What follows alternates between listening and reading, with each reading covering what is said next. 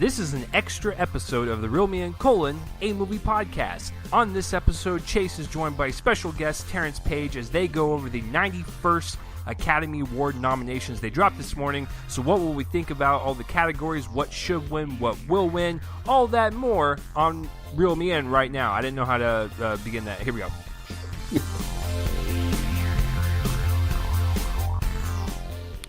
Yeah, usually when it's an extra episode, it throws off my groove because it's not an actual number episode. But what's going on, everybody? It's Real Me In, Colon a Movie Podcast. I am Chase Lee, one of your co-hosts, and usually I'm joined by Joel Copeland. But, he was working tonight. But also, this is I and Terrence's special thing, so we like to do it every single year. But that is right. This is not a numbered episode. This is an extra episode. You guys get a little extra flavored episode before the weekend episodes, but that is what we're going to be here to do. We're not going to waste any more time after we introduce the special guest. We're just going to go over the nominations. We will tell you guys what we kind of think about them. Were there any kind of people omitted that we think that should have been in there, or what's going to win, what should win, just kind of like our overall personal picks, because the thing is with Terrence, like, I see him, post throughout the year, like what he thinks about movies and stuff. And so I pretty much use this opportunity to, talk to him like, face to face. And we really get to hash out my favorite one before I throw it over to Terrence. My favorite one we've ever done is the year that The Revenant and Steve Jobs came out. And I told him specifically, I like Steve Jobs, I like Michael Fassbender, but step aside, son. Leonardo DiCaprio is winning, and then he went on his little rant there, and he made some good points, and I was like, you know what, I wouldn't be surprised if he won, but I was still for DiCaprio, and he won that year. So unlike this year, where this year's kind of a wild card. I really don't know which way they're going to swing on most of these. So before we get into the categories and introducing Terrence over there, if you guys could spread this around, like this episode, favorite it, whatever, share it around and let people know this is your favorite movie podcast to listen to. Terrence, my man, how are we doing tonight? I know that it's really cold up there where you are living, and I live in Texas, and so I get pretty much wild random weather, but it's not near as bad as what you're going through, sir. But how is your night going regardless? It's going pretty good. Doing pretty good. Like, honestly, I would rather be where you're at right now in Texas because it's a little bit warmer. Because right now it's like 18 degrees out right now. Oh, okay. And yesterday was like even crazier. But yeah, my day's been going good. This is like joining you on this podcast is probably like one of my year highlights because come on, Terrence, don't lie to the people like that. They listen to this for the truth, Come on. I'm telling the truth. But you know what? I know you can't handle the truth, so I'm going to lie. Okay, this is like the worst time of my life. Perfect. Thank you. That's all I've ever wanted is just to say that I hold you hostage. I actually did that. I said, Terrence, you ready for Tuesday? And he said, what's Tuesday and who are you? I got a new number. And I was like, oh, well, this is kind of awkward. So I asked if he could do it. He was like, okay, fine, I'll do it. And I said, could you do one thing for me? Since I know you live on the East Coast, could you record outside with no jacket on? And he said, I think I'm going to pass on that, but I can do it inside. And I said, well, we're not going to get the authentic experience, but whatever. It was. I have to admit, it was better than last time when you like kidnapped my family members and emailed me and said you got to do this podcast unless listen, Terrence, that's going to happen. Terrence, sir, I work for the police department over here in Dallas. We shan't be telling all my crimes on air like that, but we're getting better now. We're on the road to recovery. It's our Terrence is our fourth or fifth one we've done together. Wow, I think it's our fifth one. I think it is too, because this would be technically the fifth year, or no, last year was my fifth year I ever did, or I've ever done this podcast, but that means it would start in the next year because the nominations don't come until, so I think it is our fifth, which is insane. So, I think we're destined to do this forever. Yeah, I think so too. And what's really funny is that Terrence and I, we do this over Skype, and that's how I record with Joel as well.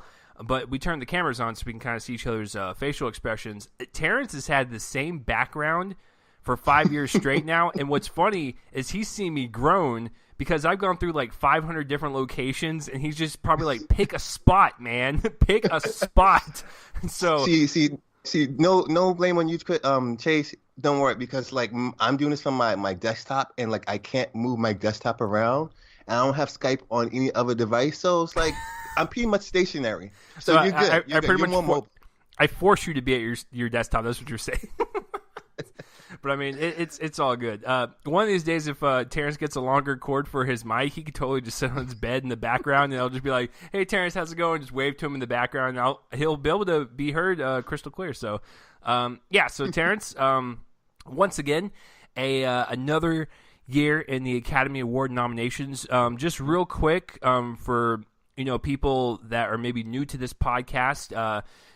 Tell a little bit about yourself, and what did you think of 2018 overall? Well, as everybody knows, my name is Terence Page. I used to do YouTube videos. That's how me and Chase pretty much got connected through everything. I watched his reviews. He watched my reviews. Pretty much enjoyed it. But lover of movies, love talking about it. And even though Chase may deny it, this is one of my highlights of the year, talking about Oscars. 2018 for me, honestly, I'm going to be real honest with you guys. It was just so year. Like I was telling Chase earlier, there were like a handful of movies that I really loved. Some of them that I really liked, but honestly, for like awards considerations, stuff like that, compared to other years, it was somewhat like a weak year for me. Now, don't get me wrong, I respect most of the movies that came out, and most of the movies that came out nominated. But to me, it was like a really weak year for me. Like I enjoyed most of them, but it wasn't those hard-hitting ones that I really enjoyed. Now, I know Brian, a mutual friend of ours, he likes 2014 as the best movie year. And I'm pretty much in agreement with him. I think that's the best movie year since like 2010. And this year, it's okay. It's okay. Not to say it's over the moon great, but not to say it's very lackluster. So it's like right in between for me. Now, I always thought that 2016 was mediocre.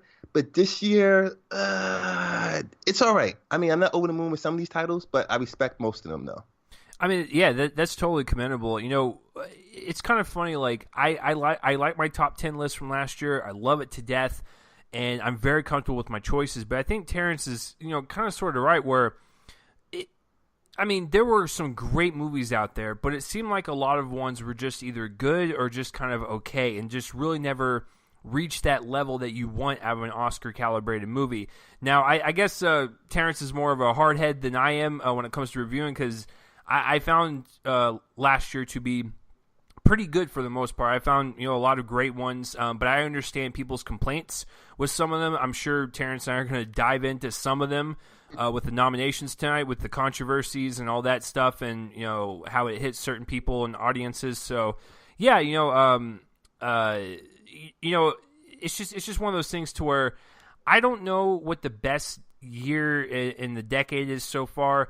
I think the one that comes to mind the most is probably either 2014, like with you guys, because that was the same year as Whiplash, or I would go with 2016, because I don't think I've had an experience as I did while watching Moonlight in the theaters for the very first time, and how that kind of really just struck a chord with me. And I got to experience that with Joel, and then we knew automatically right there that was the best thing in 2016, and it might be one of the best of the decade. So yeah, it's just interesting how people kind of view the years. But Terence, let's not waste any more time, buddy. Let's you ready to do this? Yes, sir. Okay, so we're going to start off, if you guys want to follow at home as you're listening to this, we are going off the IMDb Oscar nomination list. We're going to start from the bottom and work our way up, and this year we're going to omit anything that has to do with shorts or live-action shorts, animated shorts, pretty much the shorts category we are not going to touch, because Terence and I, we are not capable of talking about those since we have not seen them. But maybe one of these years, Terence, when we're on our deathbed, we'll have finally seen everything. Yes. Only then. So look out for that in 2090 or something. Best foreign language film. this is going to be an interesting category. And I only say this because whatever wins here, the other one might win Best Picture. And we'll get to that in just a second. But Best Foreign Language Film, we have Capernaum, Never Look Away, Shoplifters, Cold War, and Roma. And I believe the respective countries for each one is Shoplifters is Japan, Roma is Mexico, Cold War is Poland. I believe Never Look Away is German. And Terence, do you know where Capernaum comes from?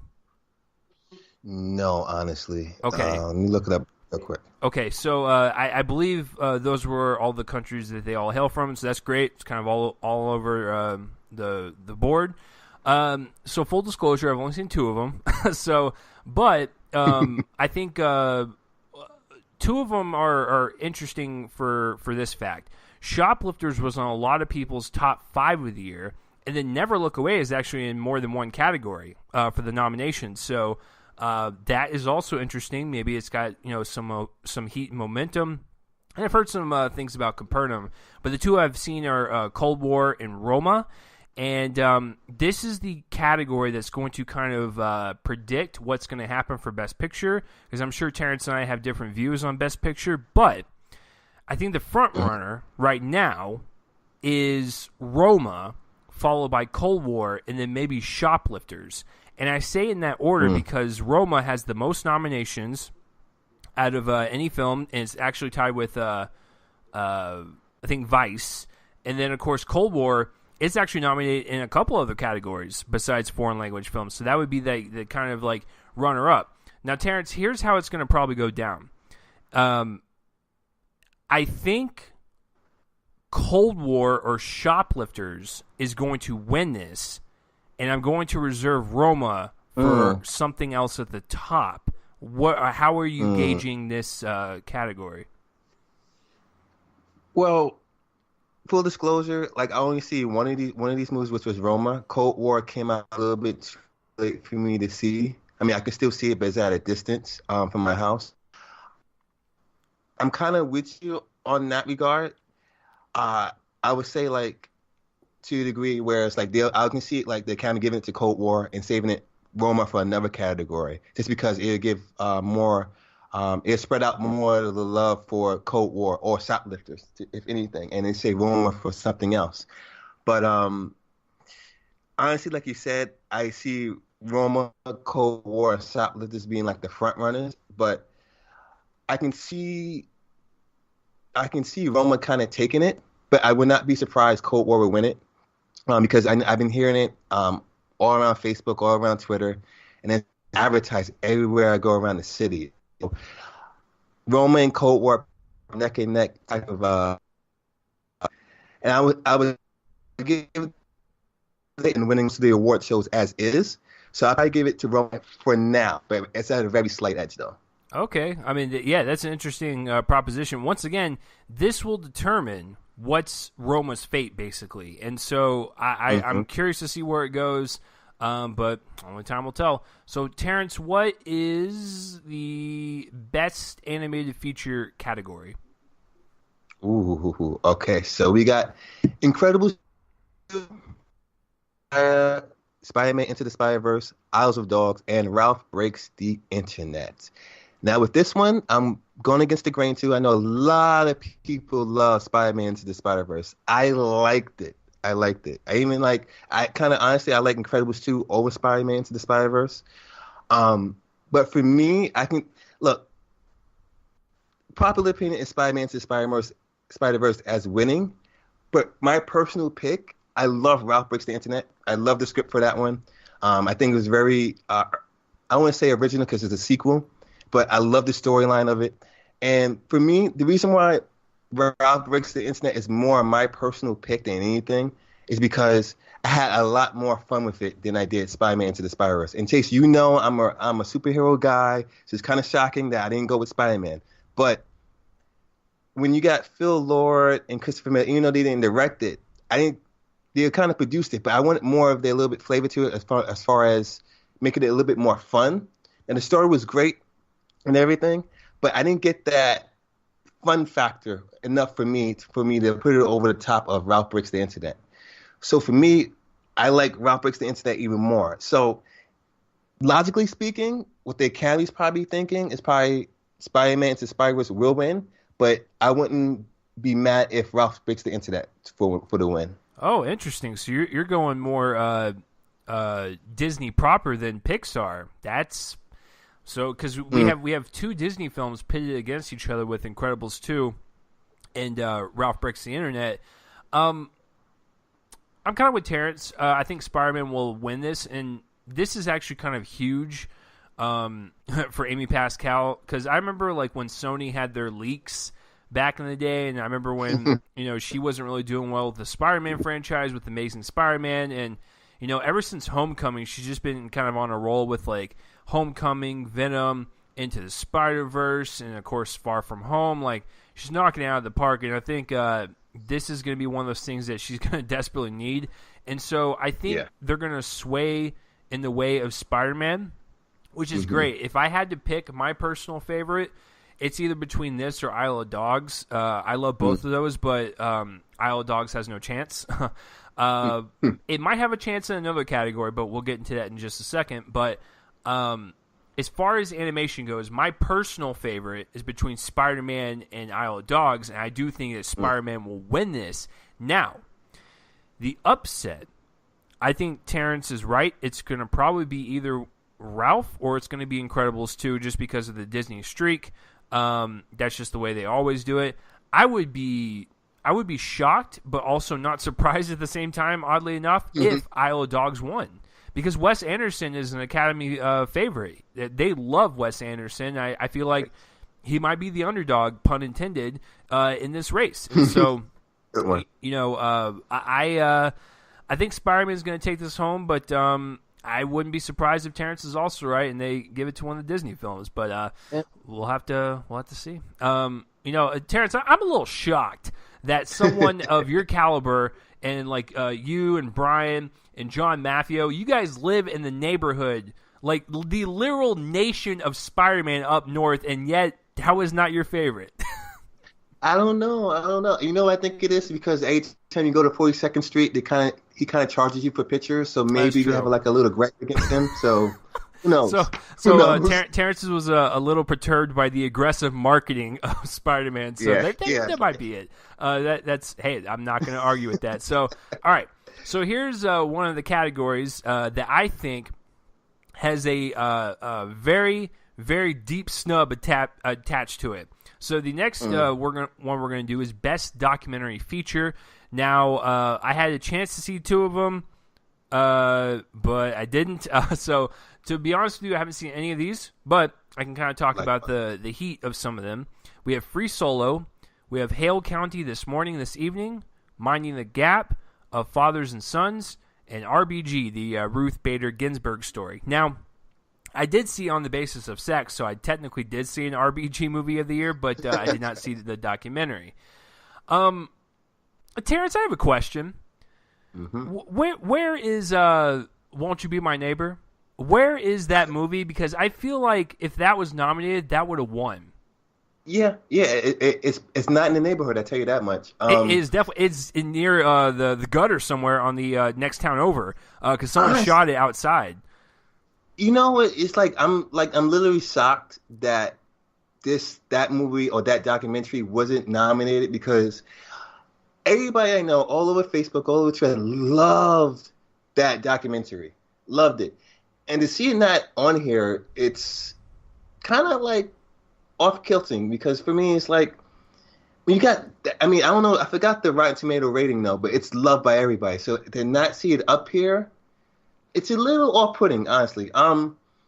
It wasn't my favorite documentary of the year, but I respect it a lot, and it's like at least it should have been nominated, because like that's a feel-good type of documentary where it's like it makes you feel happy, it makes you feel better about life, it makes you feel better about everything, and for the fact that it's not here, it's a travesty, honestly. Well, Terrence, you know what? One of the best stories I had last year in a theater was I saw Won't You Be My Neighbor at the Dallas International Film Festival, and there was a kid next to me at the screening, and I think he was not all the way blind, but he was like I think more than partially blind, because he had either his sister or like someone like kind of walk him to the seat, and so I heard him talking before the movie because I was just curious, because usually when Terrence and I encounter like people that are younger than us, we get a little shocked because they didn't grow up in the same generation, and there's that generational gap. And so this kid was obviously younger than me, and so I heard him talking, and he asked the person, that took him to the movie, who was Mr. Rogers, because he had never heard of Mr. Rogers or even like watched some of the programming. And so I was curious to see how he would enjoy it, especially being, kind of partially blind. He wouldn't be able to see Mr. Rogers, and by the end of the movie, the kid was crying because he was so moved by his words, and he was so moved by the messages that Fred Rogers had, and that touched me more than the movie, because I'm like, if Fred Rogers can do that, and kind of move kids that, first of all, I've never even heard of him, but can only hear him, that's powerful stuff. So on top of all that, Terrence, the movie made $23 million, which is a humongous amount for a documentary, released in theaters, by the way. I cannot believe that it is not in there. My personal favorite of the year was Three Identical Strangers. I love that documentary. Fantastic documentary. It's so good. But unfortunately, I can't comment on these 5. However, good old Joseph of the show, he has seen Minding the Gap, and he loves that movie. So I wouldn't be surprised, Terrence, if we're seeing a barn burner race between RBG and Minding the Gap. Now, if you guys don't know what they're about, of course, Ruth Bader Ginsburg, she's in the Supreme Court, and her story is really inspirational. And then Minding the Gap is about skateboarding. So, those are my 2 that I would probably see win this. So I can't really speak on it anymore, Terrence, because I haven't seen any of these. But do you have any kind of gauge on where you think the Academy will sway? Honestly, I'm like you. I'm in the same boat as you. I haven't seen none of these documentaries, and I heard some stuff about Free Solo too from one of my good buddies who I like talking about film.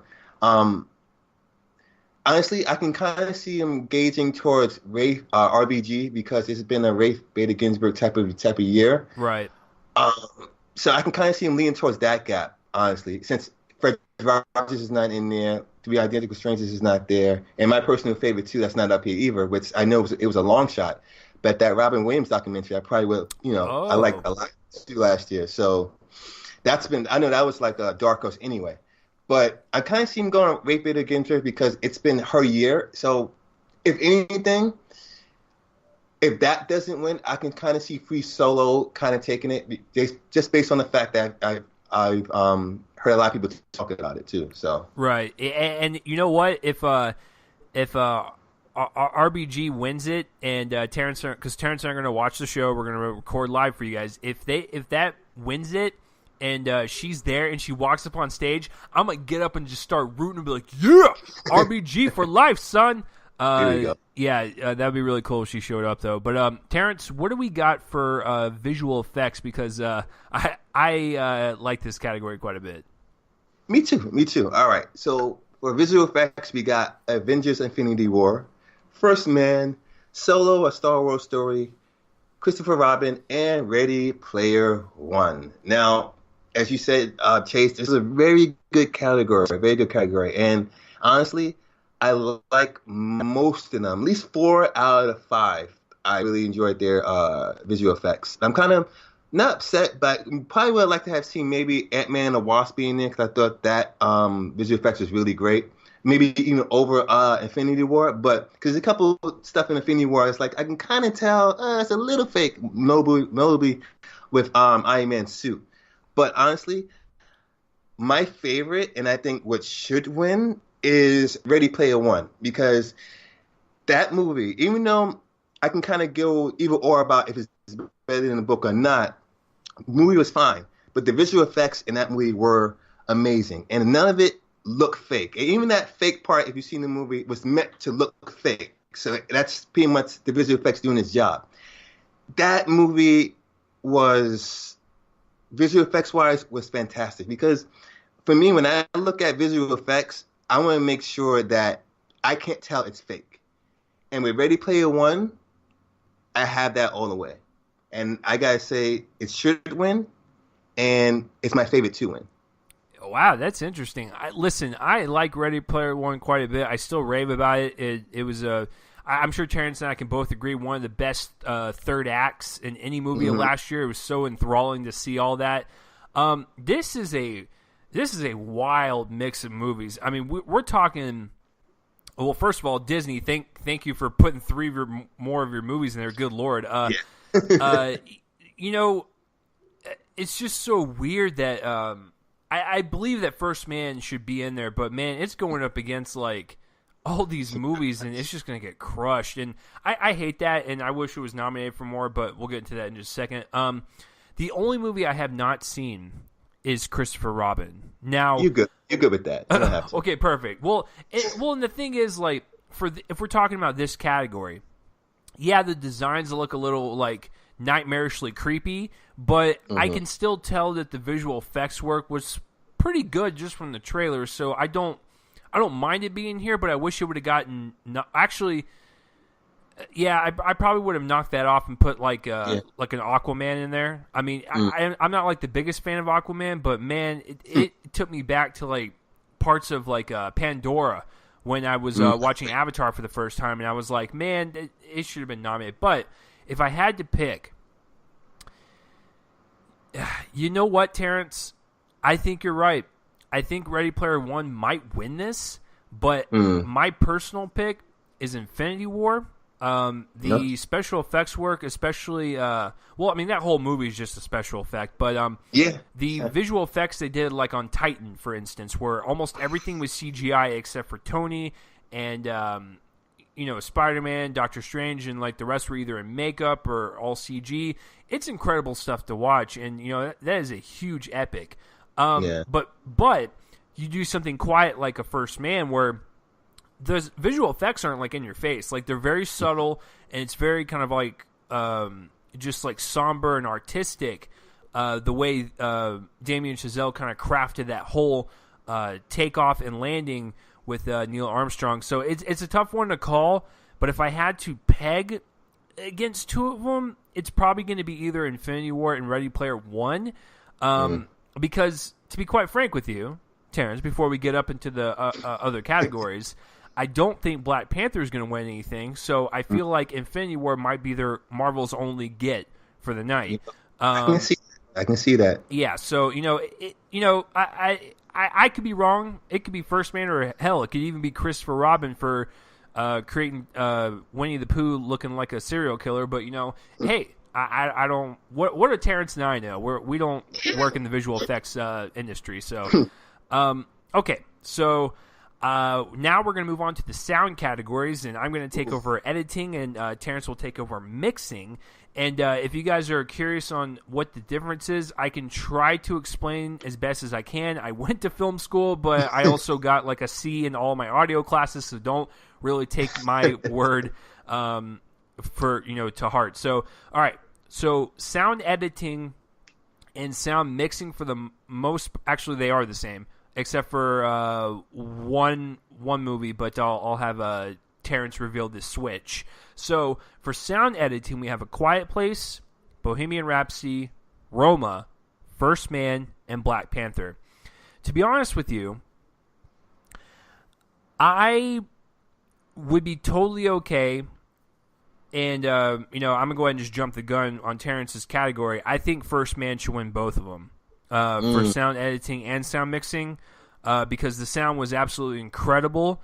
It reminded me a lot of Terrence. You remember how you saw Dunkirk for the first time, and it's like, man, what a visual experience with the audio. And I feel like First Man kind of duplicated that. However, despite its controversy and despite the fact that most people in Terrence and I's circle hate this movie, Bohemian Rhapsody does have some pretty good sound editing with the concert scenes. So I can't really disregard it just because people hate the movie.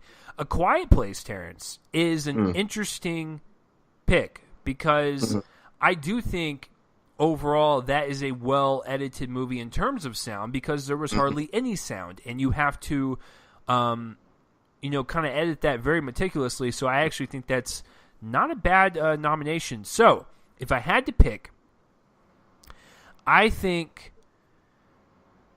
I'm going to shock people. I think First Man has like an 80% chance of winning this, and it's actually my personal favorite. But I actually think the 20% get is from A Quiet Place. I think A Quiet Place might get in there and surprise everyone and upset. Terrence, what do you like? How are you feeling with sound editing? You know what? Me and you are on the pretty much same boat. But for me, like, I'm with you on the two choices too, because like I think it's a race between A Quiet Place and First Man. You pick First Man as your favorite, but I kind of pick A Quiet Place as my kind of personal favorite to do it because the way I understand sound editing too is like I think it's like the creation of the sound.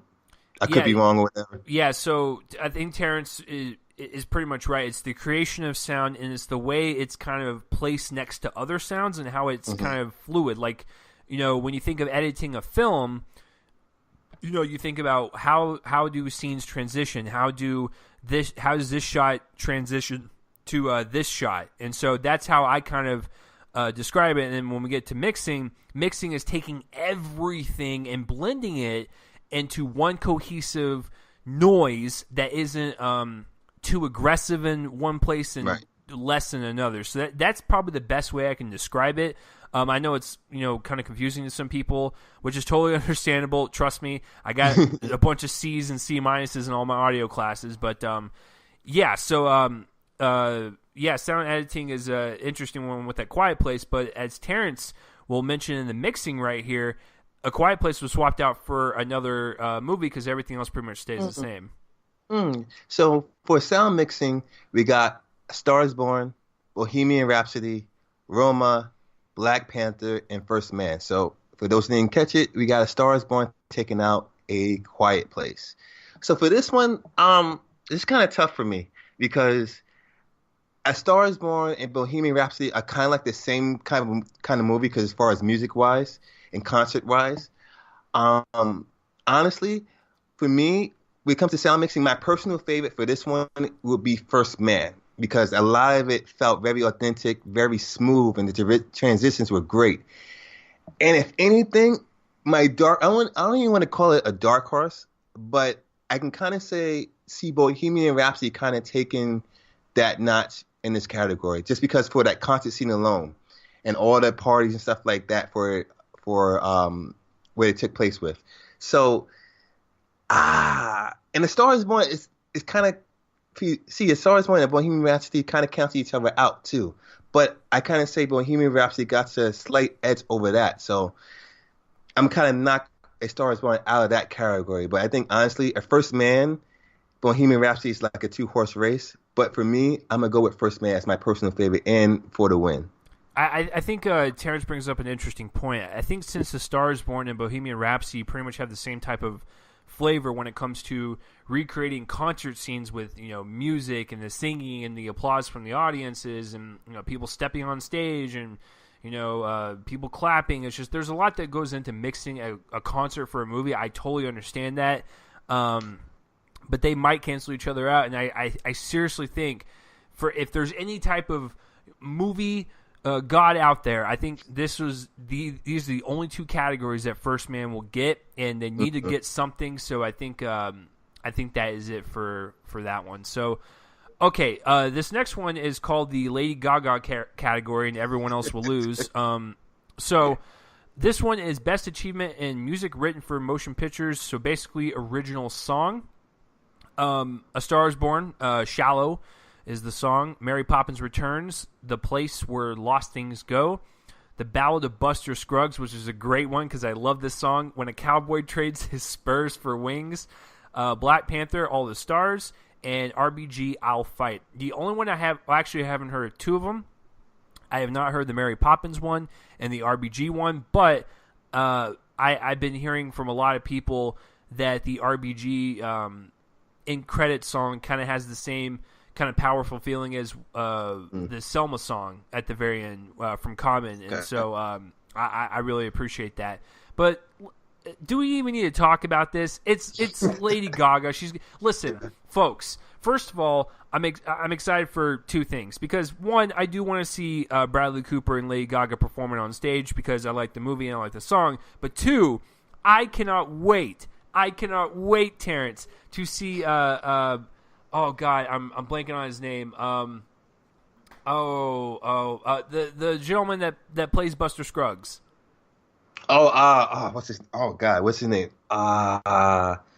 What's his name? I know exactly what you're talking about. I'm totally blanking on his name. Tim Blake Nelson. Tim Blake Nelson.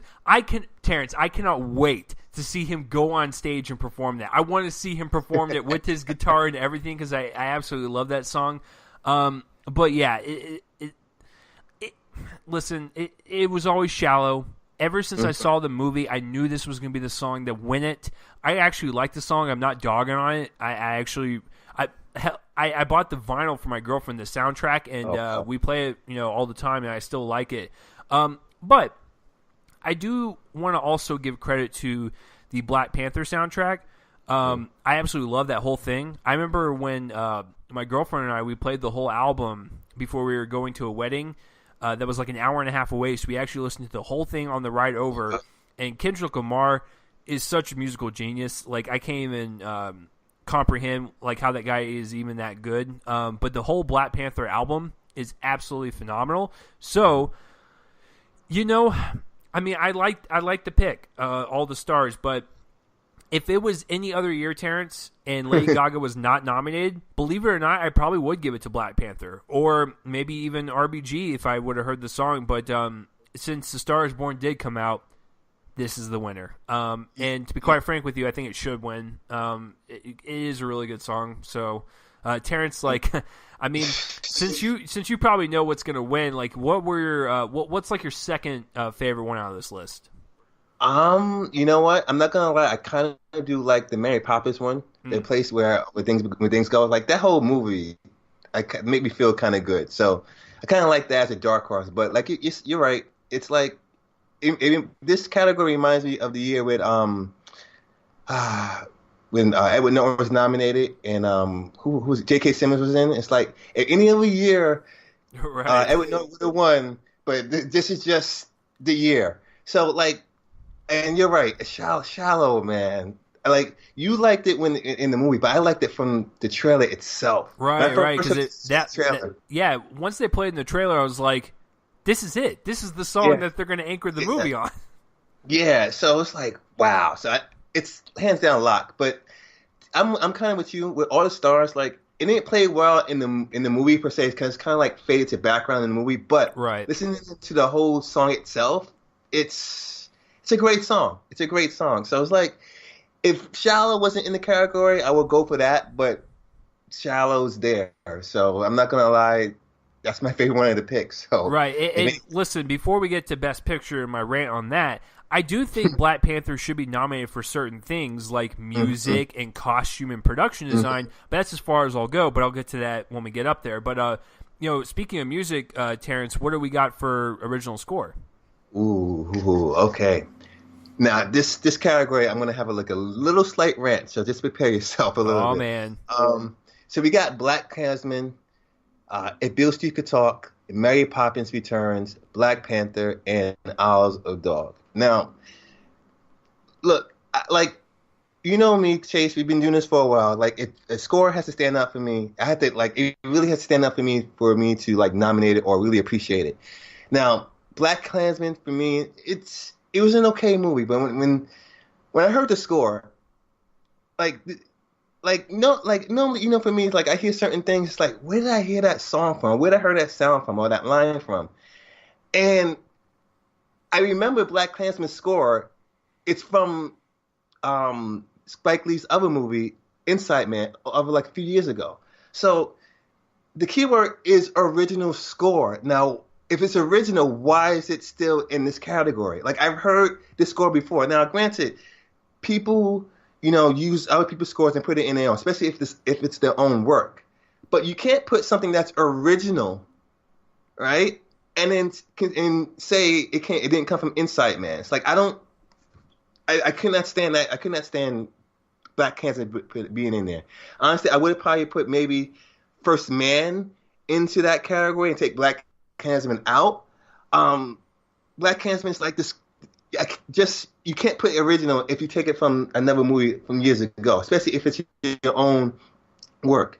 But nothing, a little bit of that rant though. But honestly, all the categories, all the movies in this category, I like, except for Black Klansman. But for me, if Beale Street Could Talk, that score was wonderful. I fell in love with that score. Honestly, it's like that score was like it put you in the mood of the time, of the place, and of the emotions that these two characters were feeling.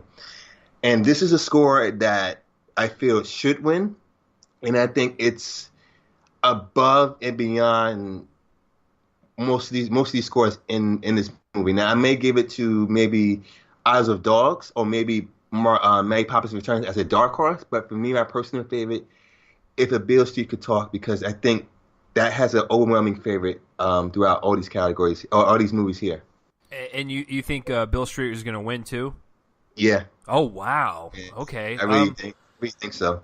So here's the deal. I have not seen Beale Street. I'm ashamed that I haven't because I love Barry Jenkins and Moonlight was one of my favorites. So I wanted to see his follow-up.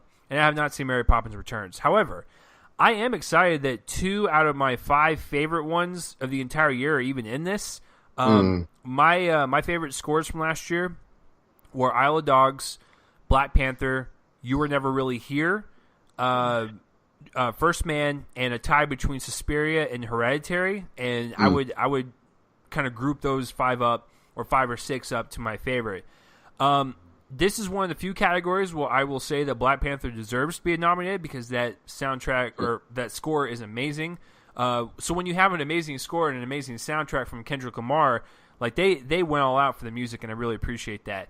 Isle of Dogs is really great to listen to during that those credits when they dropped. It really just kind of got you amped up. It was very energetic. Actually, Isle of Dogs and Black Panther used a lot of drum techniques in their score, which is kind of fascinating. And then I like Black Klansman more than Terence, but I kind of agree with him. I don't really remember it really even to be original or even remember it all. And I like the movie a lot. It was in my top 10, but I do not remember the score. And I don't know if it's because, like what Terence said, it's been played before or what, but I don't know what it was. So my personal favorite out of the ones I've seen, that's tough because I really love both of those. Two-way tie. I know. I probably would pick Black Panther only because it was shocking.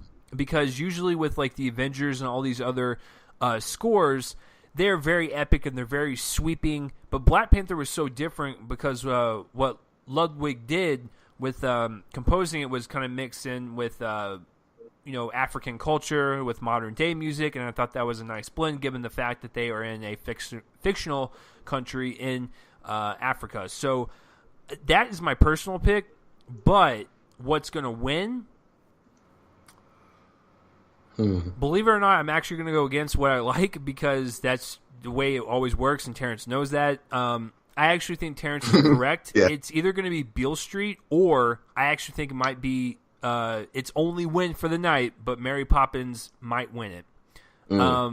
So I'm kind of split between Beale Street and Mary Poppins. So what I want to win is either Black Panther or Isle of Dogs.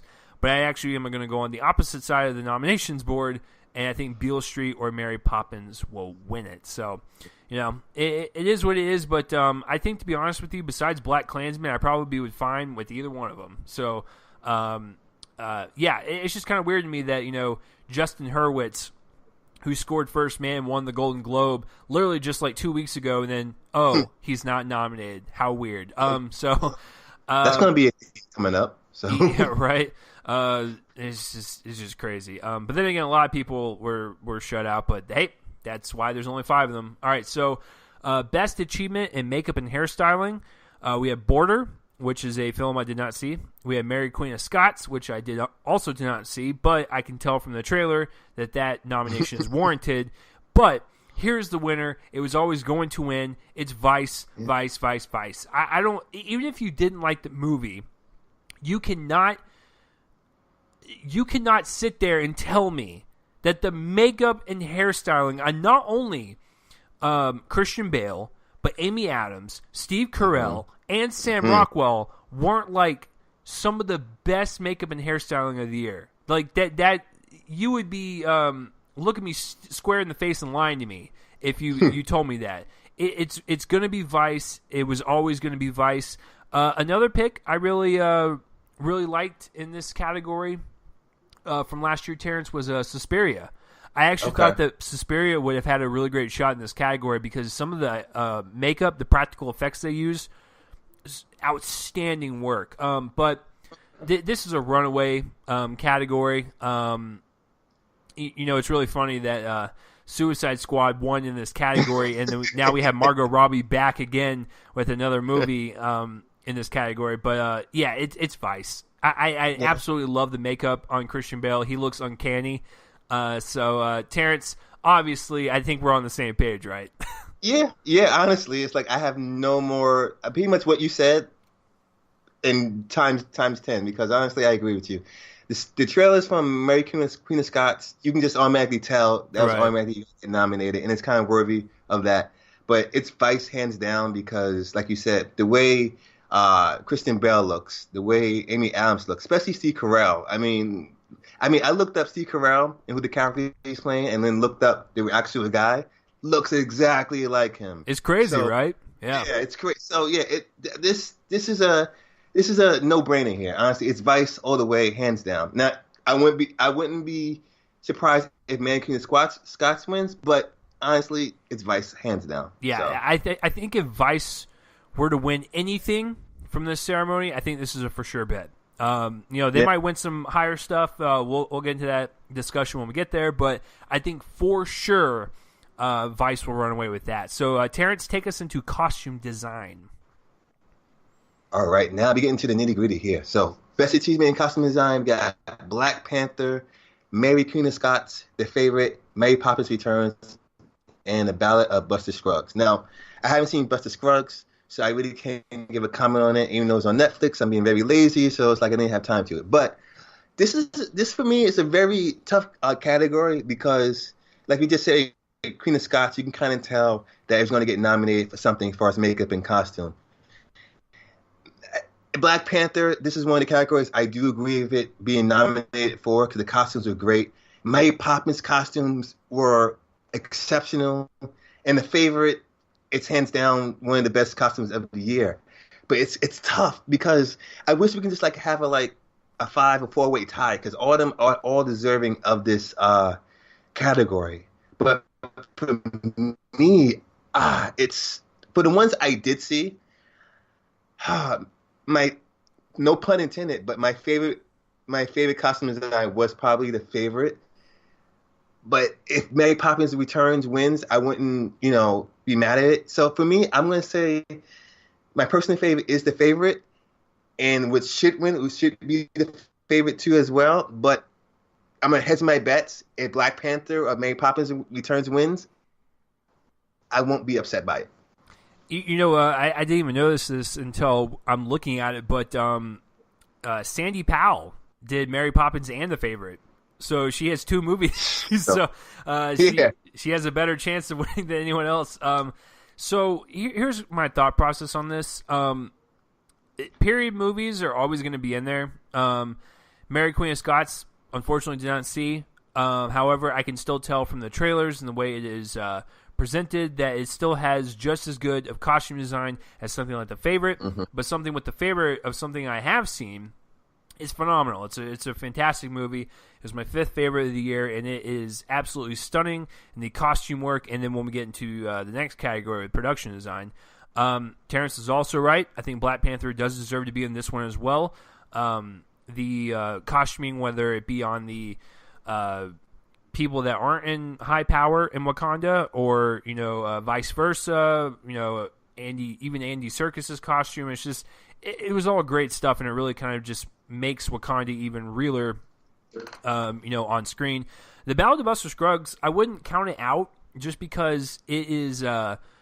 It's a really well dressed film because it's set all in a Western setting, so everyone is gonna is going to look akin to the town. It's just, it deserves to be there, so I have no problem with that. Haven't seen Mary Poppins, so but I'm kind of with Terrence. I think the favorite will probably win this. If not, it looks like Sandy Powell might have another shot because Mary Poppins might get this too. Now, could we see an upset? If I had to pin an upset that isn't the favorite or Mary Poppins, I think Black Panther might do it. I think Black Panther is the third runner-up in the dark horse to compete, and I wouldn't be shocked if it got there. Now, when Terrence and I print out our ballots in a month, we might have different opinions. We might have to be like, oh man, we're going to go with this one instead. So who knows? But I think as of right now, we're kind of both similar thinking with costumes. Now, to get the production design, I'm curious to see where Terrence is going to go with this because we have 3 movies from the previous category plus 2 new ones. So we have Black Panther, Mary Poppins Returns, The Favorite, Roma, and First Man. This, I honestly can't tell because for something like Roma, we have it set in the, I believe, 60s or 70s. All the stuff that we see in that movie was actually from Alfonso Cuarón's childhood home. And so he actually put all of his childhood things in this home in the movie. So that is really great attention to detail with production design. First Man's in the 60s, in the 50s. That's automatically great production design. It does look very authentic, especially with when Damien Chazelle put the kind of like crackle, burnt filter look on the movie to make it look really old. Of course, Black Panther. Wakanda is a fictional country. I know that might crush hearts and souls out there, but it is not a real country, but they did a great job in designing what seemed to be a real country. And then The Favorite, it's a period piece. It looks phenomenal. So this is really tough. Oh, boy. Because here's what I'm thinking, is that if The Favorite wins costume, I don't think they're going to give it to production design, and they might give it vice versa. So, if I had to make a bold prediction, I think whatever is going to win costume, I think the second runner-up might win production. So, right now, I'm going to go either... What I want to win is The Favorite. So, let's get that out of the way. But what will probably win is either going to be, I think it's either going to be Roma or First Man, only because Roma has got 10 nominations, and I think it might win some smaller ones as well as big ones, so it has that going for it. But, so I'm going to say Roma with Black Panther as the second runner-up. Okay. See, I'm with you to like as my favorite being a favorite to win should win this category, but if it like what probably will win for me, it's like I love Roma to death, but I kind of think like I'm on your part. Like whoever wins costume design will alternate with the production design, but I kind of see. Like I said before, favorite should win in my opinion, but will win probably Black Panther, to be honest with you. Oh wow! So you think Black Panther will be the first runner up in this category? Yeah, I probably think so. Because like the more I think about it, and going back into the movies that I've seen in here, it's like I kind of see it like winning this one because it's probably not going to win none of the major categories, so why not give it to production design or even costume design? So right. I kind of see it like off-kiltering that. So it may win production design, but as you said, my personal favorite is The Favorite for this one, though. Yeah, it's going to be tough, man, because I don't know if like they're going to be, super positive about The Favorite, or if they're going to spread awards around, or I don't know what their mindset is, and I guess that makes it more fun for our ballots to see who's going to win this year. So I guess we'll find out. But now we're going to get into some of the juicier ones. Terrence, it's your turn, right, for editing? Yes, sir. Right. So we got Black Klansman, Green Book, Vice, Bohemian Rhapsody, and The Favorite. Now, for this one, I have a lot of opinions on this one though, but I off the bat off the belt, like I could not stand Vice. I like Anna McKay, but the editing for me was like the worst part of the movie because it took me out. Certain scenes in there, and he just popped certain like cut out pictures and put them in there, or like I just could not stand that. For me, honestly, brought me down among other things. Um, for me, this is kind of like a weak category per se because I thought all the editing in this movie in this category was fine, but nothing really like amazing. I probably would have liked to see maybe American Animals, Beautiful Boy, which I know you didn't particularly care for as far as the editing goes. Maybe Bad Times at El Royale, Hereditary especially, and maybe a Sleep of Dark Horse mid-90s because I thought mid-90s was a good edited type of movie. Honestly, I don't have a personal favorite in this movie, in this category, because I thought the editing was just all right. If anything, John Ottman for Bohemian Rhapsody has been a good editor with all his movies, with the X-Men movies. He's always been great at doing that. If any chance that Bohemian Rhapsody wins a category, it probably will be for this. Just for the sake of it, of picking the pick, I'll probably go Bohemian Rhapsody. But if anything, my dark horse would probably be the favorite to win this category too. I'm actually on this not the same page as you, but I think The Favorite has a really great shot at winning this. It is a very, very well edited movie. It is so expertly paced, and like the cool thing about the movie is like when it's done, you want to automatically watch it again, and that just tells you the good signs of a really well edited movie because you're willing to sit there again and watch something from start to finish. Now, from what we've seen in the past, usually whatever is nominated in screenplay and editing are, usually the front runners for Best Picture. So, and believe it or not, all five of these are in the Best Picture slot.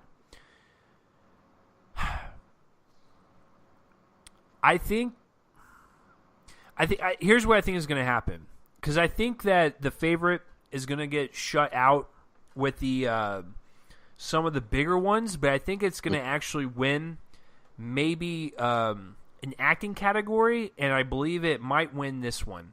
That is my personal favorite, and I will go out on a limb and say that The Favorite will win, but do not count out Vice just because it's the same gentleman who won for The Big Short.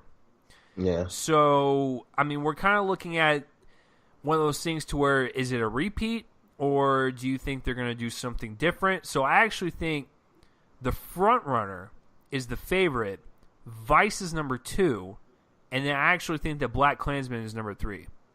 Because when we get up to Best Director and Best Picture, I'm probably going to shock Terence on who I think the two front runners for the big prizes are. So I actually think The Favorite might squeak in there and get it. But Vice is literally on its tail to where I can't really decide where the Academy is going to go, and I think Black Klansman might sweep in there at the last second. But this is one of those ones to where, you know what? I wouldn't be surprised if the Academy was just like, hey, Green Book, best editing. And I'll be like, I'm good. Okay. Well, I shouldn't dog on that movie. I know a lot of people do. I like Green Book. It's just not Best Picture worthy, but we'll get to that. Okay, so Best Achievement in Cinematography. This, none of these picks surprise me at all, by the way. We have A Star is Born. We have Never Look Away, the film that was in foreign language film that's popping up again. The Favorite, Roma, and Cold War. Okay. This, to me, is just like the original song category. This is Alfonso's category. It just is. I think Roma is like the 99.9% sure bet to win this, and I think maybe Cold War has the second advantage, and then and then The Favorite. So that's kind of like where I'm at. What I personally want to win is Roma, but what I think will win is Roma with a slight sneaky dark horse of Cold War, because I know I didn't really care for Cold War as much as most people, story-wise, but I cannot deny and say that it was not a beautifully shot movie, because it was. And so, but I think Roma has always been the front runner, and I think it will take this away for sure. I think this is Alfonso's year, maybe in more ways than one, but I think for sure in cinematography. Okay. Wow. I mean, honestly, like, I'm leaning towards more A Star Is Born for cinematography. I like when I walked out that movie, it's like I noticed the cinematography off the bat, and that's one of the movies that, for cinematography goes, stuck with me the longest. Now, all these movies in this category, Roma, The Favorite, I haven't seen Cold War, and I haven't seen Never Look Away, but the ones I did see, the cinematography is great. For me, I love A Star Is Born cinematography. It's like it's between that and The Favorite as the front runners for me for a cinematography too. But also in this category, I probably would have liked to have seen maybe a small independent movie called Wildlife, directed by Paul Dano, because that movie was shot beautifully, and Hereditary. And maybe as even a dark horse, Mission Impossible, because with the way that film was shot, as far as the helicopter scene, that's crazy. And even Tom Cruise jumping out of a real plane. So, I would even say like You Were Never Really Here, maybe an Annihilation. Yeah. Like there was a lot of different cinematography categories that could have been up there. Yeah. So I mean, the ones that we have here, like I gotta go A Star Is Born, and to me, like I love Roma for its simplicity, but the cinematography didn't stick out to me that much for me to say, okay, it has to win over A Star Is Born. I gotta say, personally, logically, my personal favorite is A Star Is Born as a front runner, tying up with Roma, but The Favorite also is my personal dark horse to win it. But honestly, I want, honestly, for real. So my personal favorite to win is A Star Is Born, but what probably could win would be The Favorite. Wow, so you and I are completely split on this one, so I'm curious to see which way this one will go. And hey, listen, A Star Is Born is a really well-shot movie, and little fun fact, that same cinematographer had 2 movies out that weekend, because Venom came out the same weekend, and he shot that one too. So he shot A Star Is Born and Venom, so God bless you, sir, for working in the industry. So, yeah, I'd be curious to see if Terence is right on this one, but I think Roma's got this one, man. But who knows? I've been proven wrong on several occasions, so maybe this one's it. So, okay, so best adapted screenplay. Now, Terence, this is where we get into the good stuff.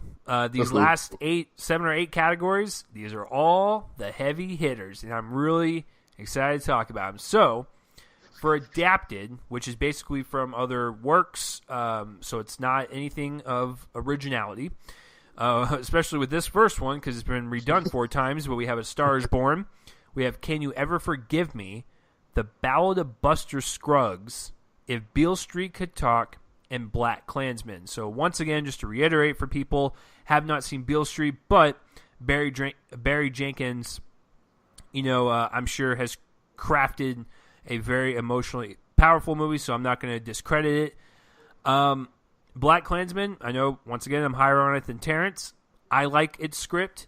I also like Buster Scruggs' script. You know what? Terrence, I'm going to shock you. Okay. But I actually think the winner... Okay, I'll take that back. A Star Is Born does have a shot. I'll keep it real. It has a shot, but I don't think it's going to come anywhere close. Okay. I actually think it's going to be a barn-burning battle between Can You Ever Forgive Me and The Ballad of Buster Scruggs. Okay. Because we have the Coen brothers doing Buster Scruggs, and they're Academy favorites, Buster Scruggs is a really well-written movie. Some of the segments might not have worked, but it's still a well-written movie in terms of dialogue and structure. You might, think differently on whether you like a story or not, but, I still think it was well-written. And then Can You Ever Forgive Me is a really well-done movie. And, when we get into another certain category, or a couple of categories, I actually think it might win another one too. So I wouldn't be surprised if it was between those two. So my personal pick, though, I think I'm still going to go with, my personal pick, I would either do Black Klansman or Can You Ever Forgive Me. But what I think will win is either Can You Ever Forgive Me or Buster Scruggs. Okay. See, my personal pick is A Beale Street Could Talk. I love that movie to death. I think it's in my top 10 movies of last year. I never read the book itself, but I've talked to people who have read the book, and they said they liked the movie more than they did the book. So that's got to be saying something.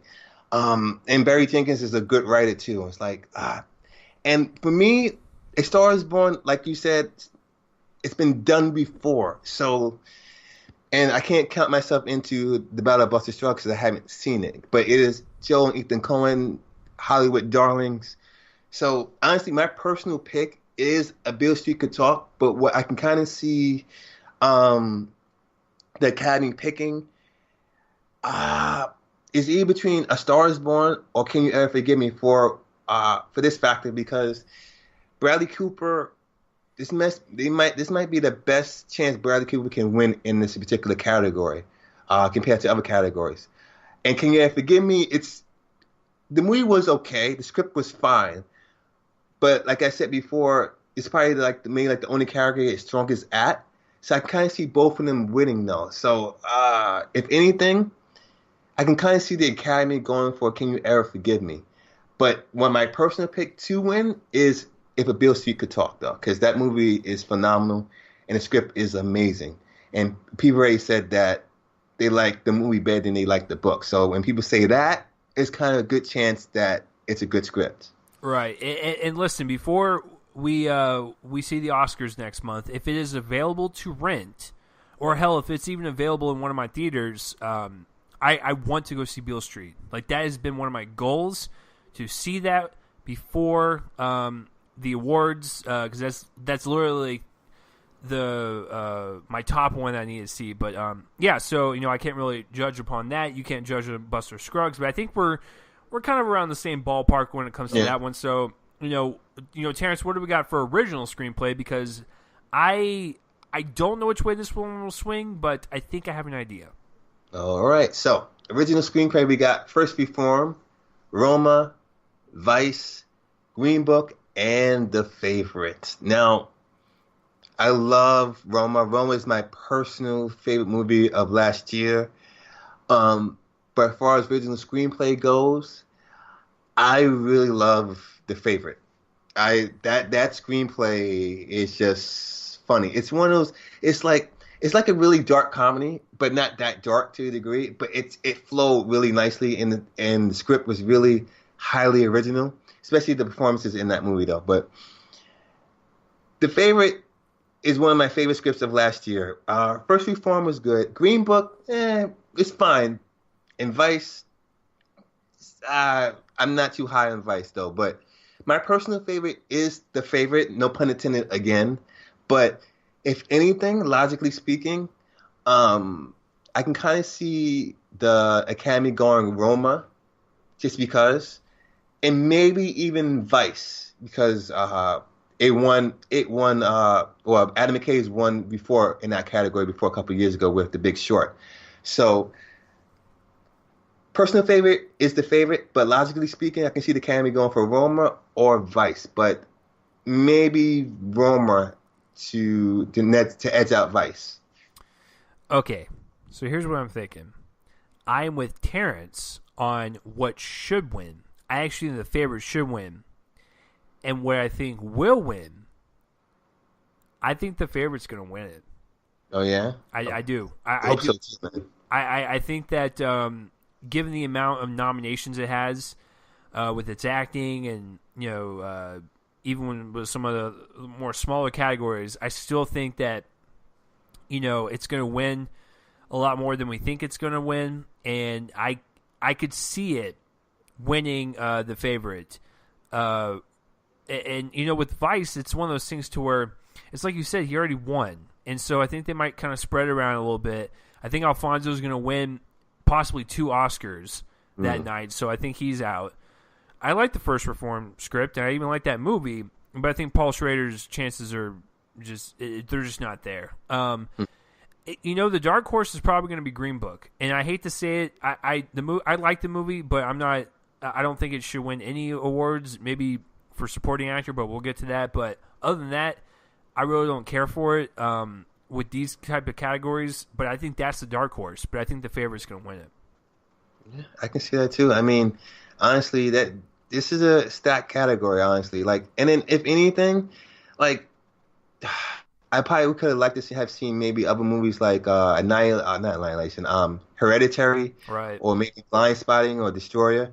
But for me, the favorite is really good in a lot of categories. Honestly, it's I can kind of see that winning. But like you said, Big Green Book too. It's the script was okay and the movie was all right to me. I liked it, but it could have been better. But I just got to go with The Favorite though for winning it, for my personal favorite. But Roma, I wouldn't be surprised if it won. Right, and the thing is with The Favorite, if you guys haven't seen it, the way Terence and I could describe it is it's written in several different genres, but it's blended in so fluidly that you can't even really tell. It goes from comedy in one bit to a drama to even a horror film. It's crazy on how kookily structured it is, but it just works. So the screenplay categories are interesting because I can't really tell which way they're going to go, but I have a gut feeling, but we'll go with this. So here we go for best directing. Okay.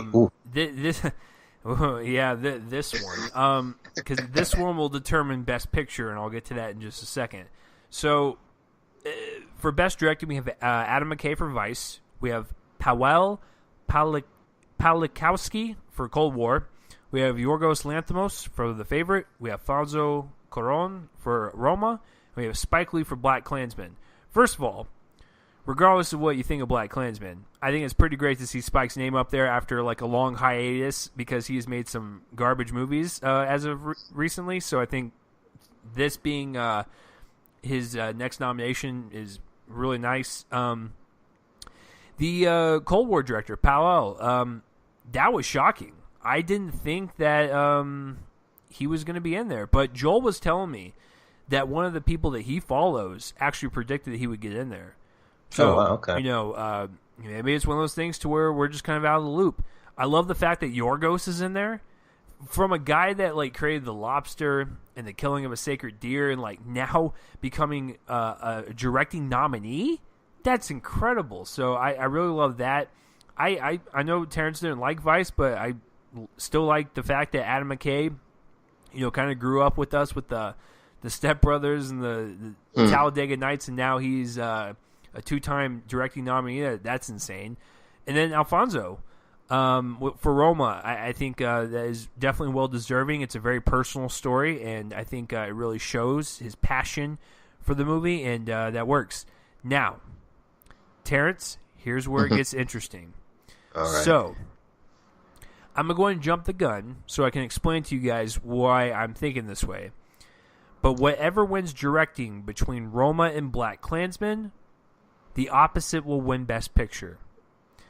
If Spike wins this, I think Roma will take away Best Picture. If Alfonso gets this, which I actually think he probably will, I actually think Black Klansman will probably win the entire thing. Now, here's also another thing I have going, is if Alfonso wins for cinematography, the Academy might not want to award him twice. So if that is the case, I think Spike will win directing, and I actually think Black Klansman will still win Best Picture. So that's what we're kind of working with right now. Now, here's the kicker, though. if I had to pick a personal favorite in terms of directing, it's Yorgos. That is my personal favorite. I don't think he's got a shot in hell, but it's nice to know that he's in there. But I think my two front runners, because I can't really tell which way it's going to swing, is between Alfonso and Spike. But if I had to give an edge to someone right now for you guys, it is Alfonso for Roma. So that's kind of where my head's at. Terence, I know we kind of differ on Black Klansman and Vice and stuff, but like, where are you at?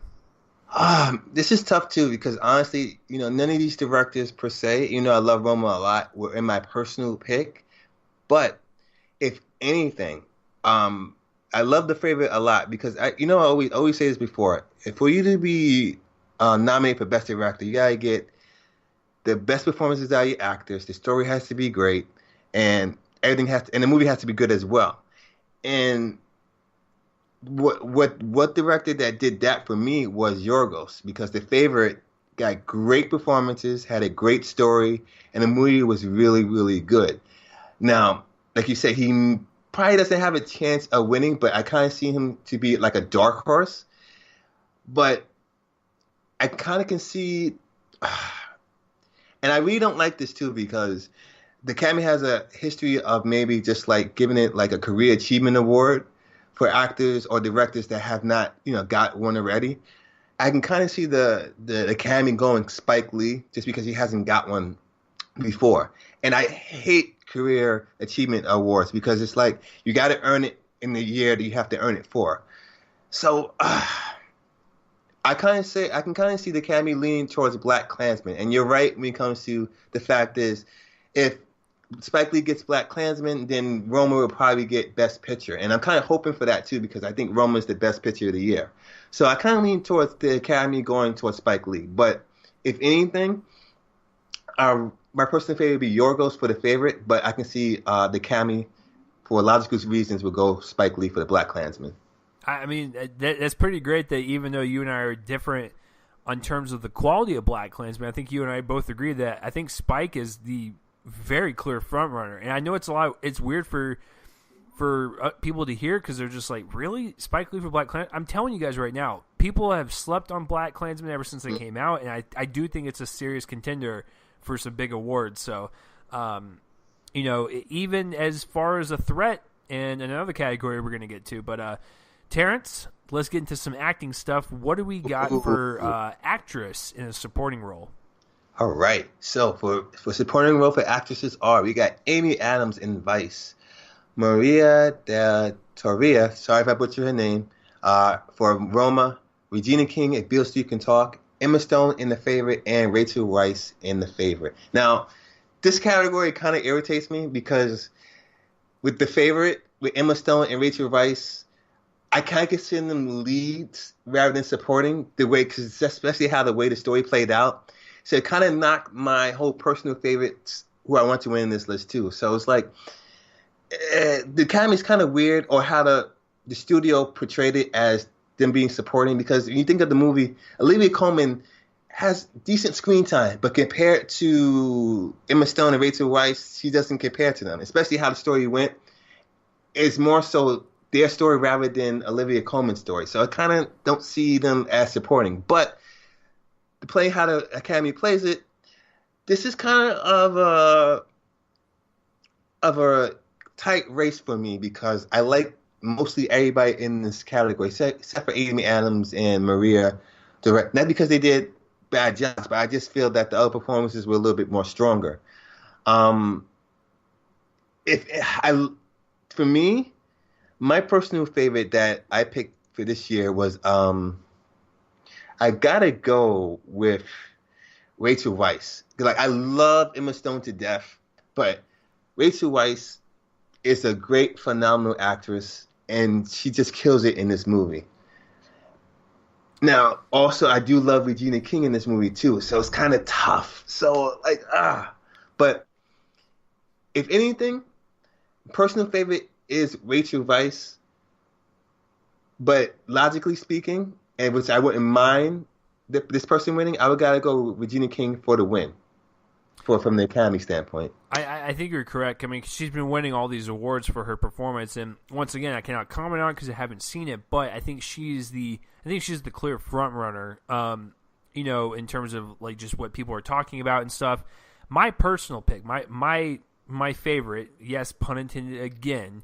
I'm actually on the opposite side. I walked out going Emma Stone was my favorite. I actually really enjoyed her arc a lot more. I know that Rachel's arc was just as satisfying because their roles kind of switched a little bit in terms of liking one versus hating the other. But I thought Emma, the way she just kind of portrayed her character at the beginning and then kind of just switched it at the end, it's just like, it was kind of incredible how she, and then when she eventually came back down to reality at the very, very end, it's just, it was incredible, man. So I actually think Regina is going to win this. My favorite is Emma Stone. Now, here's why I think the favorite's going to win original screenplay, because I think it's glad that they were nominated, and I would personally pick them, but I don't think they're going to win any acting categories, and so I think the favorite's only win is probably, well, maybe a few wins, but its biggest win is going to probably be original screenplay, and it's probably going to win costume and maybe production, and that's probably it. I want the favorite to sweep, in all acting categories, but the reality is that's not going to happen. Regina King is probably going to win this. Yeah. Terence, a big surprise though was Marina Tavira for Roma. I was shocked in a good way that she was nominated because she was really good in the movie. And when we get to lead actress, we're going to see another shock again from that movie. But it's great that people are kind of pointing out these actresses and maybe even some of them that never even acted before and giving them nominations is really awesome. And I think they're well deserved. Roma's acting is very, very natural, and that's hard to get. A lot of these characters. I mean, honestly, say what you say will about the movies, and I have said what I will about the movies. But performance-wise, this year it's been like one of the best years for performances, and this year just proves it. And like Amy in this category too. Like maybe I can probably take Amy Adams out of the category, but she was pretty good in the movie Vice too, despite what I feel about that movie. I mean, I can even put. I mean, it's just a stacked category where you don't even have like Nicole Kidman in Boy Erased. Her supporting role in that one was not even mentioned. But this is a stacked category, honestly. And acting this year has been on par. So, yeah, I mean, it's one of those things to where we think Regina King is solid, but they could throw some curveballs at us. Never know. Kind of like with the curveball of Adam Driver in this one. I loved him in the movie. I didn't think he was going to get nominated. So best performance by an actor in a supporting role, we have Adam Driver for Black Klansman. We have Richard E. Grant for Can You Ever Forgive Me? We have Sam Rockwell for Vice. We have Sam Elliott for A Star Is Born. And we have Mahershala Ali for Green Book. Okay. Here's the thing. I like all five of these gentlemen, but I don't think Sam Rockwell should be even in there. If you had to put anyone from Vice for supporting, I would have put Steve Carell over him for Donald Rumsfeld. I think the winner is probably going to be Mahershala Ali. And the thing is, I love that guy to death. I'm so glad he won for Moonlight. He is amazing on True Detective now, by the way, if you guys want something to watch. He's going to win it, but I don't think he should. My personal pick, okay. I don't think he should. Because my personal pick, Terrence, if we're going out of the five, I really, really loved Richard E. Grant in Can You Ever Forgive Me? He's really good in that movie. So it's one of those things to where I'm picking at straws here because I like all five of these people. And I think Mahershala is going to win it. But I personally like Richard E. Grant, and then I would go Adam Driver, then I would go Mahershala, then Sam Elliott, then Sam Rockwell. So that's kind of how I'm feeling right now. I honestly did not see that coming, honestly. We usually, like, we're on the same page, but of course we got a few categories we're going to disagree on, but wow. For me, my personal favorite is Mahershala Ali. Like you said, everything you said, he's great in True Detective. He's great in this movie. He's just great everywhere. Like, The gripe with this category I have is the fact that Sam Elliott, like, you know me, Chase, is like, I don't like nominating actors for just one scene. The only time I changed my opinion on that was like Marcus Stewart and Call You by Your Name as one for one scene. But Sam Elliott was barely in A Star Is Born. He's like maybe had 5 minutes of screen time, and then his best performance was like when him backing out the driveway, crying or whatever. So it's like that's the Mark Rylance of my moment right here. Oh so, man, going back to Mark Rylance all over again. Dude, you already know. You already know. Sam Rockwell is a great actor, but like you said, I would have went with like maybe Steve Carell in that category. And Richard E. Grant, he's not my personal favorite in this one, but he does deserve to be up there. He was great in Can You Ever Forgive Me?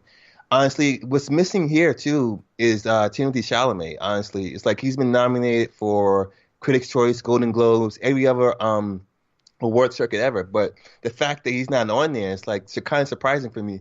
And I kind of don't like using the word snub, but his performance is way more deserving than Sam Elliott's. Now, you know what? I didn't really care for Beautiful Boy as much as Terrence, but I will agree with that. Yeah, I mean, I can even probably take out Adam Driver, but honestly, Adam Driver I liked in it, but Sam Elliott is like, no. But no. Terrence, he backed out of a driveway and he cried. I can do that. Like, come on. Like, and I'm not a good driver backing up, so it was like, come on. I'm sorry. Like, no. I think this is also like a career type of like award for him. I don't know if he's ever got nominated before. He probably has, but he should not be up there. He should not be up there. Now, granted, like I like Timothée Chalamet. He probably wouldn't have won, in my opinion. I would probably pick Mahershala Ali, but just for the fact of him being nominated and have a better performance than Sam Elliott, that should be recognized. I will agree that Mahershala's performance, like I told you in my ranking, I think it's better than Sam Elliott's. I love Mahershala. Like, please don't get me wrong, but I do think that he was better in his supporting role in Moonlight versus something like this. To where, like, I like Green Book quite a bit. I gave it a very, very positive review. I'm not one of these bashers, but I don't think it should win anything. To be honest with you, maybe screenplay at best, but even then, I don't even think so. So it's just one of those things to where I like the man, but it's one of the weaker things I've seen from him so far. Wow, wow. I'm shocked. I'm really shocked we disagree on this though. But yeah, I mean, he was really. I'm not gonna lie though, his character was very good, and then I really got a hold of him when he was at the motel and when he was in the gym. Like those were the two scenes where, and the bar, by the way. So there was 3 scenes in that movie where I really felt for his character, but I just thought if we're talking overall in the movie, I think Richard E. Grant did it best. But I mean, but I still can't take away from Green Book that Ali and Viggo their chemistry was amazing. So I'll definitely give them that. So. Terrence made the best man win, but I think we both agree Mahershala is probably going to win. So you're right on that one. So, but hey, maybe Richard E. Grant will give us a surprise. So, all right, okay. Oh boy. Okay, I'm so glad you got this category because like I can't pronounce the name. So okay, so I will. I think I can pronounce this one better than Maria's name. Okay, so this one is Best Actress, and I have a real problem with one of them, and I really wish someone else was in there, and this is my second official use of the word snub tonight, because I actually think this person would have won. Okay, so we have Glenn Close for The Wife. We have Melissa McCarthy for Can You Ever Forgive Me? We have Yalitza Aparicio, I believe, in the ballpark, I think, for Roma. Lady Gaga for A Star Is Born. Olivia Colman for The Favorite. Okay, here's my hot take, ladies and gentlemen. Well, I have a hot take for Best Picture, but we'll get to that. Get Lady Gaga out of here. I like the movie. I actually love the movie. Okay, never mind. I love the movie. I think Bradley Cooper is better in that movie than her. She is good in the movie. She is not award worthy. Get her out of there and put Toni Collette in for Hereditary. It makes me upset that Toni Collette isn't anywhere in Oscar conversation. Like, listen, I have not seen The Wife, so I will give Glenn Close a break. Melissa McCarthy is very good. That was a shocking nomination, but a very good shock, because I can't believe after the crappy 2 years she's had with comedy, she's finally able to bounce back. That's amazing. I think Yalitza for Roma is incredible, especially that last scene. It got me in tears. And Olivia Colman, I agree with Terence on the whole, like, is she a lead? Is she supporting? But she's phenomenal in that movie. Lady Gaga is just good. She's just good. And get her out of there. Listen, I cannot wait to watch the movie again. I told you guys I own the vinyl. I'm not dogging the movie, but if I had to use that word snub, which I honestly think you shouldn't use if you think someone should be in there and could possibly win. When I saw Hereditary back in June, I was convinced. That she was going to win it. I was like, oh, this is definitely the best performance I've seen by an actress all year. Nope, not even nominated. She hasn't even been nominated for any other awards. It makes me angry, Terrence. Okay, so if we had to pinpoint winners here, oh boy, from all the buzz I've been hearing about The Wife, I think Glenn Close actually has the best shot. I think she has like a 60-70% chance of winning. My 25% chance of winning is actually Melissa McCarthy. I think she actually might kind of surprise people and get that. And I think a 5 to 10% chance, going to shock everyone again. I think Yalitza might do it. She might be the dark horse in this scenario. Olivia Colman, in a perfect world, she would have a good shot just because the favorite's amazing. And I'm glad that all three of those women got nominated. If it was any other year, Terrence, they might have had a shot. But the fact that Glenn Close has got this momentum behind her right now, I think this is hers to lose.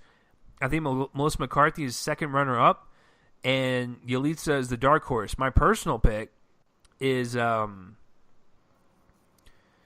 say I go with Melissa.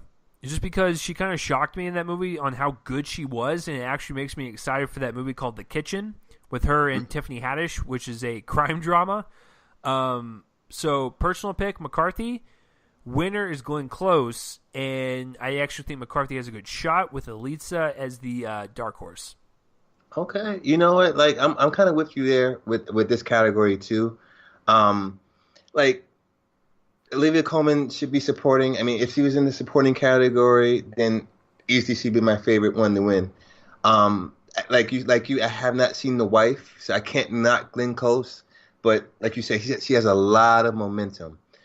And Lady Gaga, like you said, she was fine. She was all right. I mean, she was good. I mean, she wasn't terrible. She was fine, but she wasn't like awards worthy or anything. If anything, I probably would have took her out for maybe like Nicole Kidman in Destroyer, or maybe Emily Blunt and Mary Poppins, if anything. But Melissa McCarthy, like you said, she had a bad run of comedies. The Life of the Party was terrible. Couldn't stand that one. Like, I hope people understand. She had 2 bad comedies out last year before this movie came out. And so I was really skeptical on going into it. Like, The Happy Time Murders was not that good. And so I was like, that was the last stink that she had before this movie. And luckily, she surprised everybody. But, oh my God, I can't believe the terrible streak she has had and was able to bounce back with a nomination. Yeah, I mean, honestly, it's like you never know. I mean, people can do bad roles of movies and then come up with one good movie and they can change their whole life. And that can go opposite direction too. So, Yalitza, I'm not surprised. I'm kind of glad like Roma's getting a lot of these nominations too, especially since it's a Netflix movie as well. My personal pick, like I said before, if Olivia Colman was not in this particular category, I would have picked her for supporting. But Melissa McCarthy is my personal pick for this particular role. So personally, I love Melissa McCarthy in this role, in this category.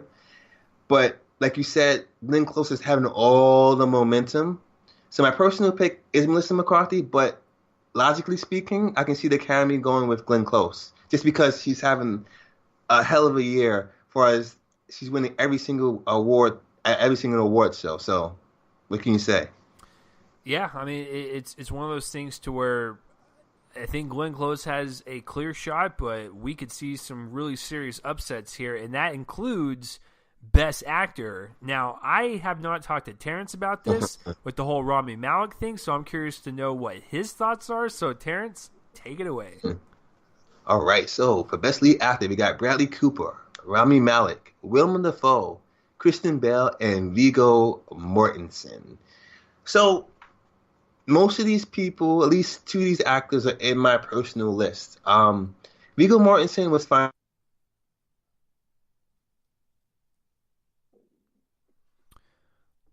Oh, no. Was good, but he wasn't like, I'm going to say it again, awards worthy. I probably would like to see maybe Steve Carell maybe in it for A Beautiful Boy, or even Ryan Gosling, even though he gives a quiet performance in First Man, but I think it's probably one of his best quiet performances. Or maybe even Ed Oxenbould from Wildlife, because that was a great movie in itself. But personally, Rami Malek was great in Bohemian Rhapsody, but for me, he wasn't my personal favorite. And for me, when I pick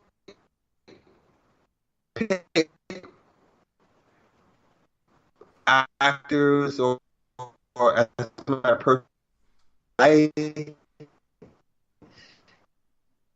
and for me, Rami Malek gave like a very broad stroke performance. Right. Oh, you just... It's Bradley Cooper, but logically speaking, I can see Kristen Bell winning, and he's was on my personal category too.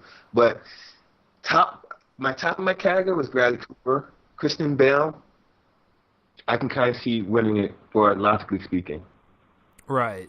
I mean, this is what's weird about this category is that we have Rami Malek, who, you know, I mean, I've said this on the podcast before. I like Bohemian Rhapsody. I don't think it should go anywhere near awards, but I still like the movie, even with its problems. And yes, he has gotten some momentum for his performance and all these nominations and stuff, and I think he's pretty good in the movie. But my personal pick is Christian Bale, and I actually think he's going to win it. I actually think we're going to see a serious upset, because I think people just assume that Rami's going to get it. Don't assume that. I think that what Christian did in Vice was like borderline insane on how accurate he was as Dick Cheney. And, you know, believe it or not, as good of an actor as he is, he's never won for Best Lead Actor. He's only won for supporting. So I think this is it. I think we're looking at one of those situations where we could see a possible upset with him in this category, and of course Glenn Close for the lead actress, where people are just like, I never saw The Wife. It's like, is that movie that good? And people will see it. So I think personal favorite, Christian Bale, and believe it or not, I actually think he's going to win it. Now, if you're going to ask me realistically, yes, Rami Malek has a chance, but I don't see it going his way for this time.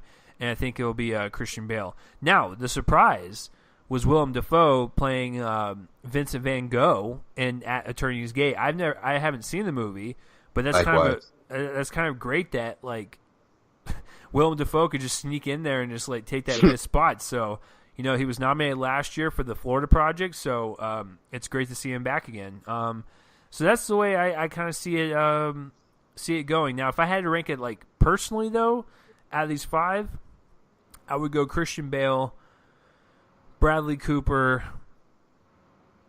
Rami, Viggo, and then I gotta leave Willem out because I haven't seen it. So that's kind of how I would rank those. So yeah, I think it's unlike the Year of the Revenant or like all those movies where like we know for sure like those people are going to win it. I have no idea who's going to win these. I really don't, and I think it's going to make it fun to fill out our ballots, and I'm probably going to lose, but it is what it is. So Terrence, I'm gonna let you do it, buddy. Go ahead and do Best Picture. Go ahead. What are the 8 nominees? All right. So we got A Star Is Born, Black Panther, Green Book, The Favorite, Black Klansman, Bohemian Rhapsody, Roma, and Vice. Now, Chase has seen my Facebook posts. He knows my Twitter posts. He knows how I feel about Black Panther being nominated for Best Picture. Look, I like Black Panther, but to me, it's not best picture worthy. Like, to me, if any movie deserved to be nominated for Best Picture of the Year, any comic book movie that is, was The Dark Knight. And people may say, well, that happened 10 years ago, whatever, but it's still true. It deserved to be nominated for Best Picture. And to me, for me, a comic book movie to be nominated for Best Picture, it has to be better than Dark Knight or on the level of The Dark Knight. And Black Panther, surprise, surprise, to me, is not on the level of The Dark Knight. Now, yes, it paves the way for future comic book movies to be taken seriously, but at this moment, Black Panther is a fine movie, a good movie, but it's not Best Picture worthy. And you think about it, a movie for me to be nominated for Best Picture has to have layers. Now, most of these movies don't. Some of them do, but it has to have layers. And Black Panther doesn't have layers to me. Think about it.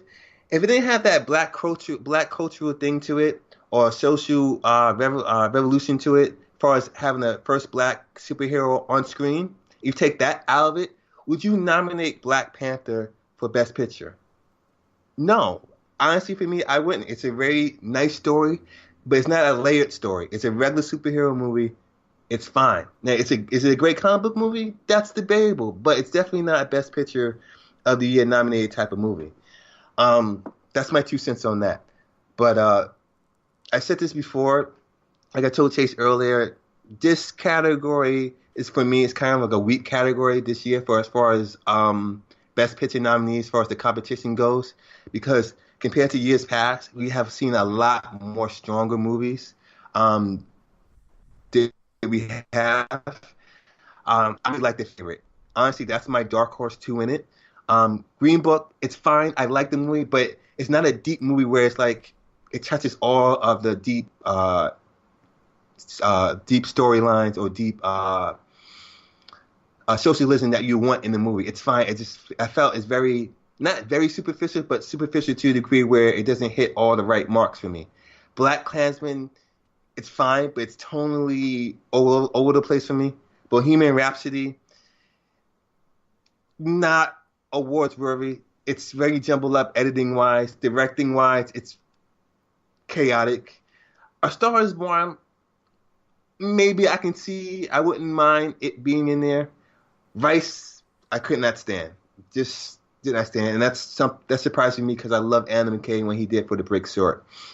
To me, what I see that's been a movie that's been overlooked, I keep on saying it, Wildlife, directed by Paul Dano, was a fantastic movie. If you haven't seen that, please check it out. But another movie that's overlooked is If Beale Street Can Talk.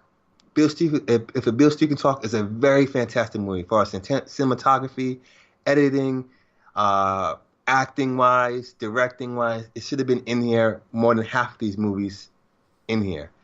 But that's a long rant that I did. But for me, Roma and The Favorite are the movies that I feel are deserving of a Best Picture nominee.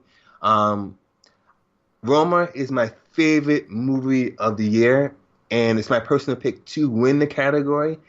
And logically speaking, I think it will win this category.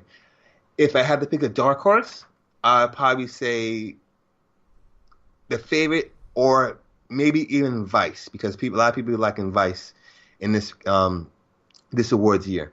But honestly, Roma is my personal pick and logical pick to win this category.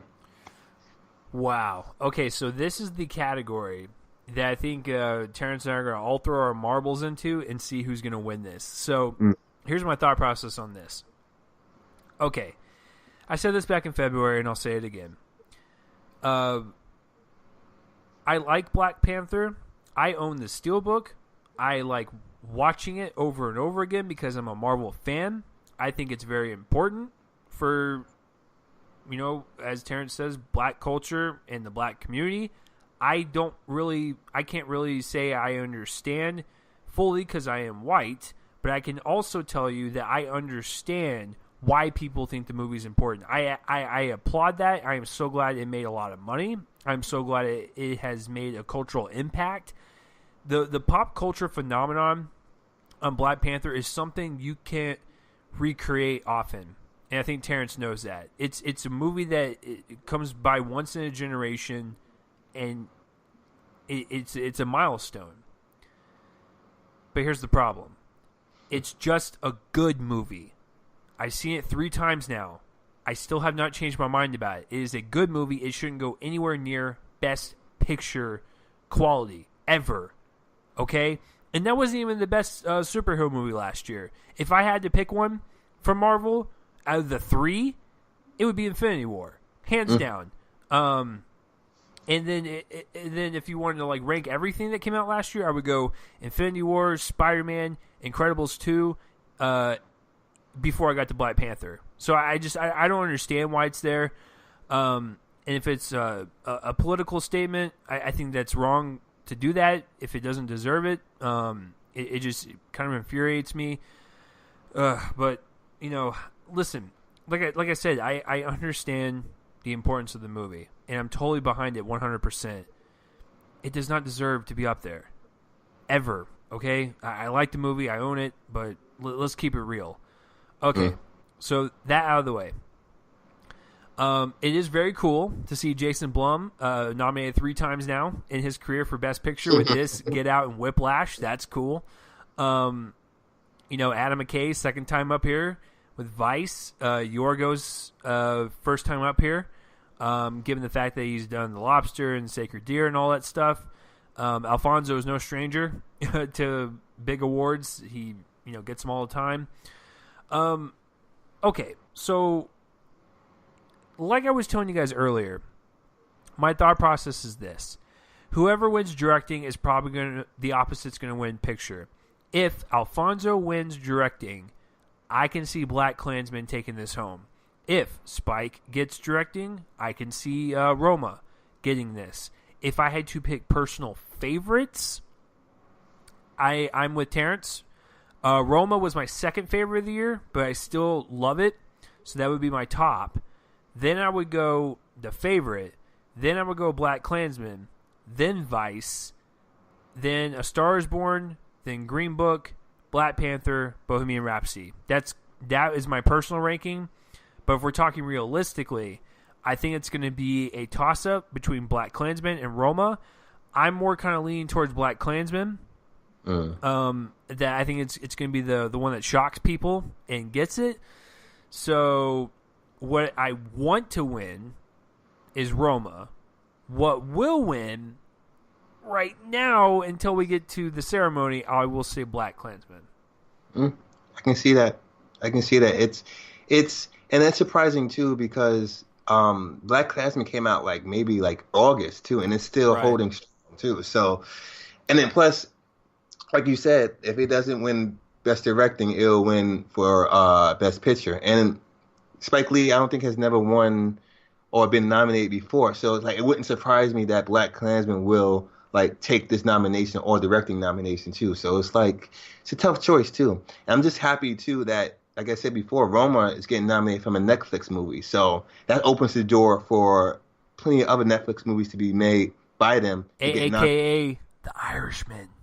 Yes, sir. Which I'm really looking forward to that. So, yeah, I mean, honestly, I feel it's possibly maybe a 3-horse race between BlacKkKlansman, Roma, and The Favorite, and maybe even add Vice to it.